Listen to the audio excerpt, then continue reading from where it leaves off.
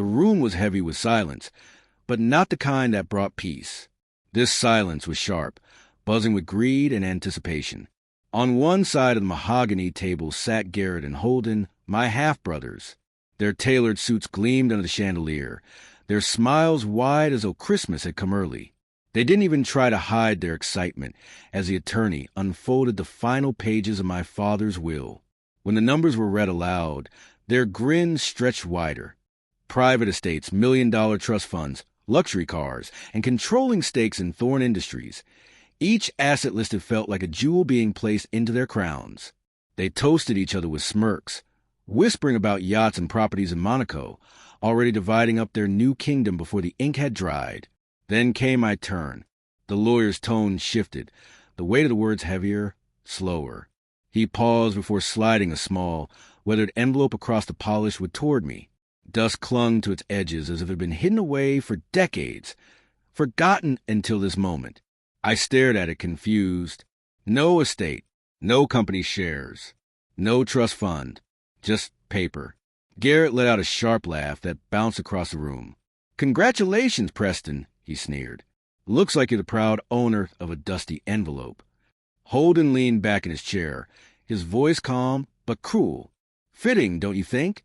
After all, dust suits someone who was never really part of this family." Their laughter stabbed deeper than the envelope ever could. The lawyer cleared his throat, but before I could speak, he read my father's final words, cryptic, deliberate, chilling. Blood determines birthright, but character determines worth. That was it. No explanation. No comfort. Just a riddle left to hang in the air. I gripped the envelope, my knuckles pale, heat rising in my chest. This wasn't inheritance. It was humiliation. My brothers clinked glasses, their champagne fizzing like cruel applause. I didn't stay to watch. The walls of that house had suffocated me long enough. With the envelope still sealed in my hand, I walked out, the weight of their laughter following me like chains. The night air hit me like a slap, sharp and cold. For them, this was the end of the story. For me, it was the beginning of something else, though I couldn't yet see what. As I stepped into my car, one thought consumed me. Maybe my father was right. Maybe blood determined birthright. But tonight, I had nothing. Nothing but an envelope. The car door shut with a dull thud, sealing me inside a quiet that felt heavier than the silence of the wheel reading. The envelope sat on the passenger seat, like it was alive, demanding attention. Its weight couldn't have been more than a few ounces, but it pressed down on me like a stone. I gripped the steering wheel, staring straight ahead, yet my eyes kept darting back to it. Open it or burn it. That was the war inside my chest. A single tear in the paper could reveal answers, or more humiliation. My brother's laughter still echoed in my skull, replaying like a cruel chorus. For a long moment, I just sat there, frozen. Then the memories began creeping in, uninvited, as if the envelope had unlocked them. My life had always been measured in what I didn't have. No engraved nameplate on a bedroom door. No warm words at family dinners. No father who looked at me as a son. Instead, I grew up in the shadows, existing but never belonging. My very existence was a reminder of something Victor Thorne, the great titan of industry, wanted to forget. His mistake. The whispers from childhood returned now. Whispers that had shaped me more than I'd ever admitted. He doesn't belong here. He's not one of us. Even the maids avoided eye contact, careful not to treat me with more kindness than my brothers received. And yet, here I was, still chasing scraps of belonging, still hoping for even the smallest acknowledgement in death that I'd never received in life. Instead, all I got was a dusty envelope. I reached for it. My fingers brushed the paper. The seal was brittle, like it might crumble if I applied the slightest pressure. My chest tightened. If I opened it now, I couldn't unlearn whatever was inside. A bitter thought cut through me. Maybe that was the point. Maybe this was Victor's last act of cruelty, ensuring that even in death, I was haunted by him. I let out a shaky breath and leaned back in the seat, pressing the envelope against my chest, feeling its edges dig into me. For the first time in years, I admitted the truth to myself. I wasn't angry because I'd been left out. I was angry because deep down I had hoped. And hope in this family was the cruelest inheritance of all. The streetlights outside flickered, casting shadows across the dashboard. I closed my eyes, but the envelope was still there when I opened them again. Waiting. Silent. I didn't know it yet, but this piece of paper was about to rip apart everything I thought I knew about my life. The envelope burned in my hand like a brand, and with it came memories I had spent years burying. Shadows of a childhood that wasn't just lonely, it was orchestrated to remind me of my place. The Thorne Mansion was a kingdom. Every hallway gleamed with marble floors polished to a mirror shine. Every room was dressed in chandeliers, velvet curtains, and portraits of ancestors who stared down like silent judges. For Garrett and Holden, it was home. For me, it was a prison disguised as luxury. Their doors had gold-plated nameplates, Garrett Thorne, Holden Thorne, etched with pride. Mine? A temporary marker, guest room 3. No matter how long I stayed, that word guest hung over me like a scarlet letter. I wasn't family. I was a visitor who overstayed his welcome. Dinner time was worse. Victor sat at the head of the long oak table. Garrett to his right, Holden to his left. Their seats had been fixed since childhood, a reflection of their importance. Mine was always at the far end, where the candlelight barely reached. Servants often cleared my plate first, as if my presence was an afterthought. Garrett was brutal in his mockery. He would kick me under the table, steal food from my plate, and laugh when I flinched. Holden, on the other hand, was quieter, sharper. His cruelty came in whispers, remarks that cut deeper than fists. You're not really one of us. Even Father doesn't want you here. It wasn't just them. It was the house itself. Every portrait, every hallway, every polished surface seemed to echo the same truth. I didn't belong. The only warmth of my childhood came from my mother. She wasn't from their world of privilege.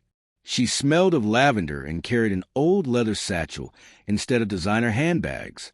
She told me stories at night, tales of courage, of men who carved their own place in the world when no one gave them one. But even she was taken from me too soon. One rainy night, her car spun out on the highway. They said the brakes failed. A tragic accident, nothing more, except something about the way Victor spoke at her funeral never left me. He didn't grieve. He didn't comfort me. He stood at the edge of the grave as if he were watching a problem finally disappear. That was the day I learned the truth. Victor didn't raise me out of love. He raised me out of obligation. And from that moment forward, I understood my life in the Thorne Mansion wasn't about belonging. It was about survival. Victor never taught lessons the way a father should. He didn't guide, didn't protect, and certainly didn't nurture. His teachings came in the form of sharp words, piercing stares, and punishments that seemed to grow harsher with each passing year. For Ethan and Aaron, childhood became a battlefield where survival meant staying quiet, moving carefully, and never asking for too much. Even laughter, a child's most natural sound, felt dangerous in Victor's house. Ethan still remembers the day he spilled a glass of milk. It slipped from his small, trembling hands and shattered across the kitchen floor. Victor's rage exploded instantly. The punishment wasn't just a sting of a belt against his back, but the echoing humiliation, being forced to kneel for hours while Aaron watched in silence, too afraid to move. That day, Ethan learned that mistakes were not forgiven here. They were weaponized. Aaron, the younger one, quickly discovered another survival tactic: invisibility. He kept to himself, spoke less, and tried to fade into the corners of rooms. Victor's cruelty had taught him that drawing attention only brought pain. But silence left its own scars, deep and unseen. Meals around the table were no better. Victor demanded silence as he ate, a king among subjects.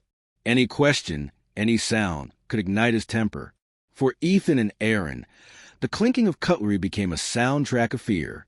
And yet, within those harsh lessons was a strange bond. Ethan shielded Aaron whenever he could, taking blame that wasn't his, standing taller when Victor's anger turned toward the younger boy. Those small acts of sacrifice became their unspoken language, a way of reminding each other that they weren't completely alone. The cruelest lesson Victor ever taught wasn't with words or hands. It was the unshakable idea that love had to be earned, and even then it might never come. Every night, the dining table became more than just a place for meals.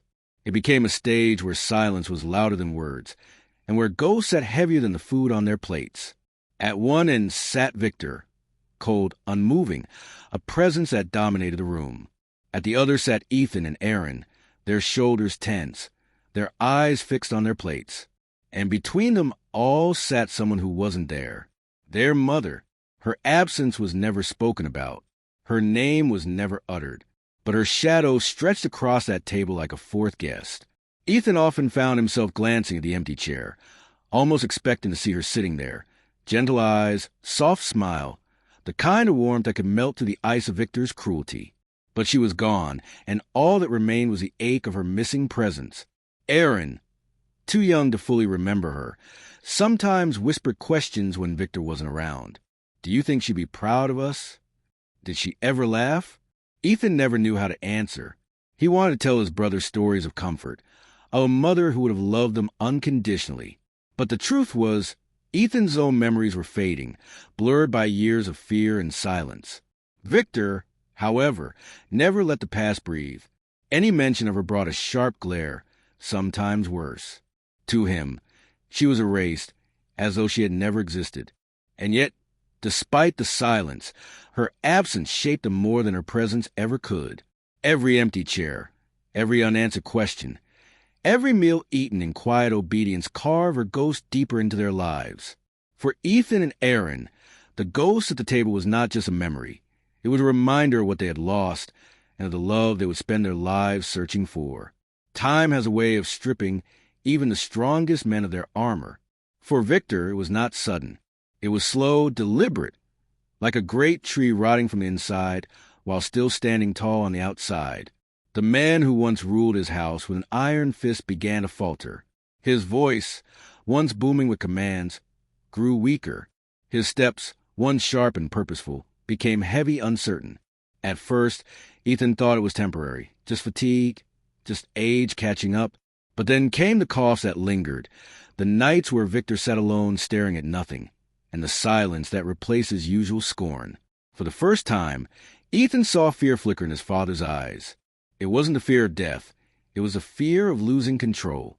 The house, once echoing with his authority, began to shift in strange ways. Aaron noticed it too. The punishments became less frequent, the anger less sharp. And yet, the absence of cruelty did not bring peace. It brought confusion. The boys had lived so long under Victor's shadow that his weakening felt unnatural, almost unsettling. Meals at the table changed.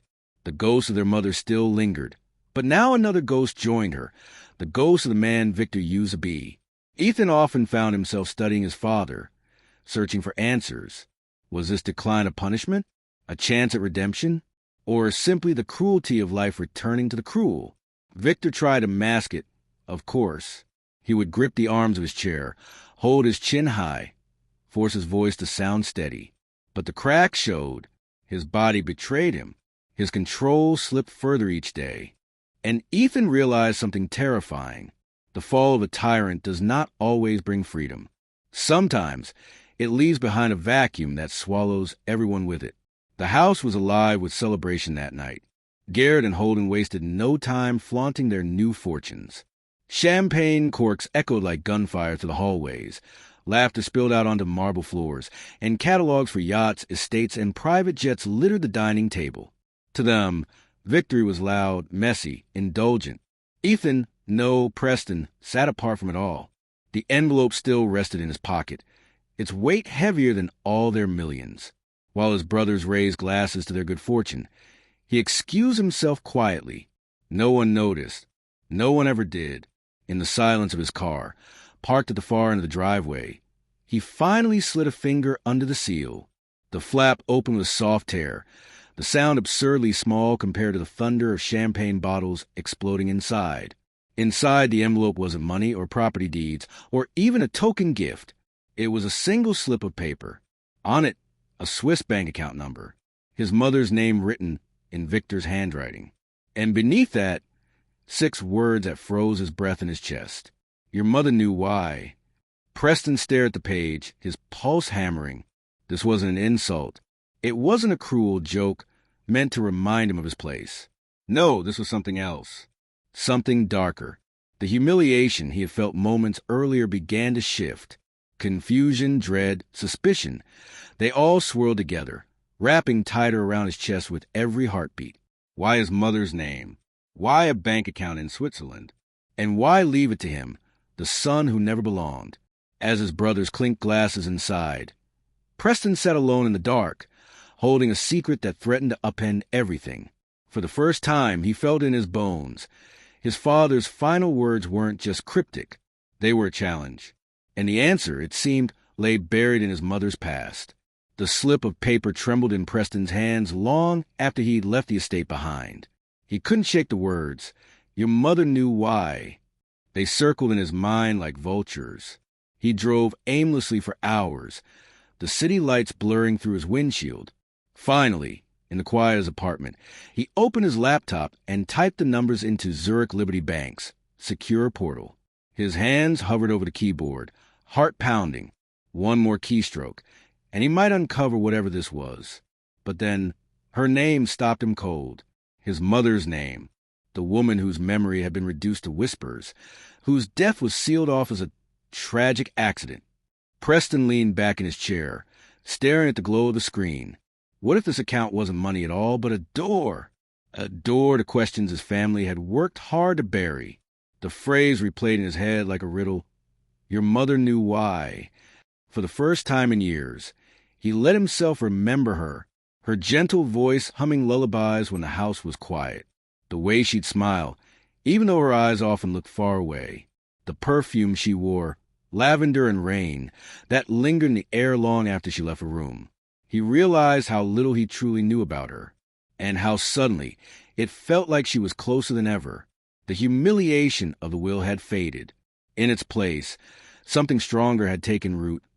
Curiosity. Not the idle kind, but the desperate kind. The kind that gnawed at his insides until answers were the only thing that could quiet it. For the first time in his life, Preston wasn't chasing acceptance. He was chasing truth. And truth had a price. The days that followed were restless. Preston couldn't focus on work, couldn't sleep without hearing the echo of that phrase.